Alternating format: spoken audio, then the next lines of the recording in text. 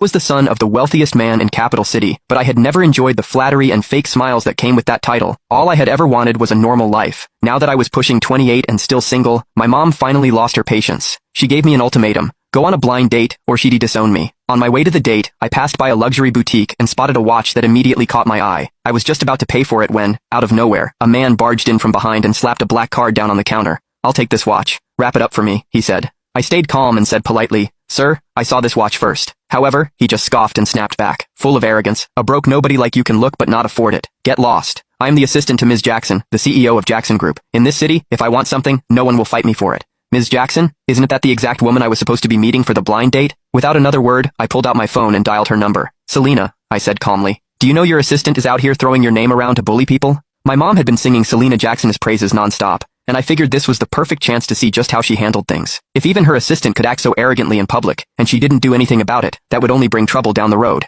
However, her cold, dismissive voice came through the phone. "How I manage my assistant is none of your business. You're meddling too much." Before I could say anything else, she hung up. As the saying goes, birds of a feather flock together. No wonder her assistant was so unabashed. His boss clearly enabled it. Across from me, the guy Leo Woodolph was already laughing like he'd won the lottery. What a joke. "Just look at yourself, all broke and pathetic, and you actually think you can cozy up to our CEO, Ms. Jackson?" I usually kept a low profile. I dressed simply, but that didn't mean I would just let someone walk all over me. "Judging people by appearances is the dumbest thing you could do," I said calmly. "I'd suggest you watch your mouth, or you're going to regret it." However, I wasn't about to waste any more words on a clown like him. I reached into my bag, pulled out a card, and handed it to the sales associate for her to ring up the watch for me. The associate looked at my card, then at Leo, clearly hesitant. She froze, not knowing what to do. Leo just laughed louder. "You low-life piece of trash, are you still trying to act like you're somebody? This entire mall belongs to the Jacksons. If I don't give the word, you can't even buy a single screw in here." Then, with a smug grin, he yanked the card from my hand and flung it toward the entrance. "Waving around some cheap-ass card, thinking you're a hot shit?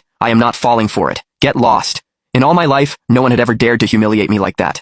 Leo had seriously crossed a line. Without another word, I grabbed his arm in one swift motion and dragged him to the front of the store. My voice dropped cold as ice as I ordered, "Pick up my card." The salesgirls in the store stared in shock. "Oh my god, did he really just say that to Mr. Woodolph? Is he crazy? Mr. Woodolph is Ms. Jackson's right-hand man. Offending him is the same as offending her." One of the employees tried to talk me down. "Sir, it is just a watch. It is not worth angering the Jackson Group over this. Please, just let him go." "Yeah, you should apologize to Mr. Woodolph while you still can. Beg for forgiveness. It might not be too late." Leo, clearly feeding off the attention, yanked his arm away and shouted, "You worthless trash! Get down on your knees right now, and maybe I'll consider letting this slide. Otherwise, I hope you're ready to lose everything. Now I've seen everything." After years of seeing Mom threaten people, now it was my turn to be threatened. A cold smirk tugged at the corner of my lips as I turned to Leo. "A dog hiding behind someone else's power, huh? Even Selena wouldn't dare say something as crazy as that. And you? Who the hell do you think you are? Who are you calling a dog?" he snapped.